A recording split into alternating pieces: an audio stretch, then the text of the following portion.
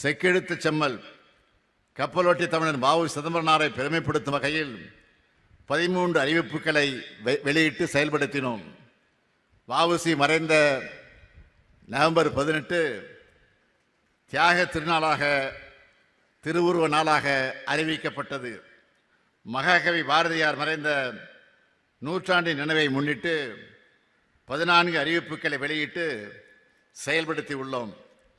உத்தரப்பிரதேச மாநிலம் காசியில் பாரதியார் வாழ்ந்த வீட்டை பராமரிக்கவும் புதுப்பிக்கவும் அரசு சார்பில் 18 லட்சம் ரூபாய் ஒதுக்கீடு செய்யப்பட்டு பணிகள் முடிந்து ஒப்படைக்கப்பட்டது. கிண்டி காந்தி மண்டபத்தில் வீரபாண்டிய கட்டபொம்மன் திருவுருவச் சிலையும் மருது சகோதரர்கள் சிலையும் அமைக்கப்பட்டுள்ளது. கடலூரில் அஞ்சலையம்மாள் சிலை வைக்கப்பட்டுள்ளது. விடுதலை போராட்ட வீரர்களின் நினைவிடங்களில் ஒளி காட்சிகள் அமைத்திட நடவடிக்கை எடுக்கப்பட்டுள்ளது. காந்தி மண்டபம், அருங்காட்சியகம், பெருந்தலைவர் காமராசர் மண்டபம், பெரியவர் பக்தவத்சல மண்டபம் ஆகியவற்றை மேம்படுத்த 3,36 லட்சம் ரூபாய் ஒதுக்கீடு செய்யப்பட்டுள்ளது.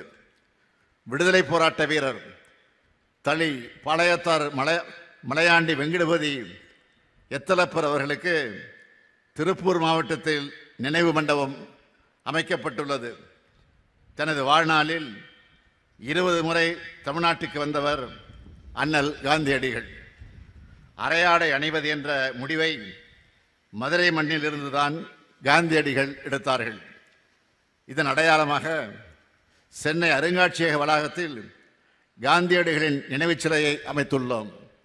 விடுதலை போராட்டத்தின் பவள விழாவை ஒட்டி கடந்த ஆண்டு தியாகிகளுக்கான ஓய்வூதியத்தை 20,000 ரூபாயாகவும் குடும்ப ஓய்வூதியத்தை 10,000 ரூபாயாகவும் உயர்த்தியுள்ளோம்.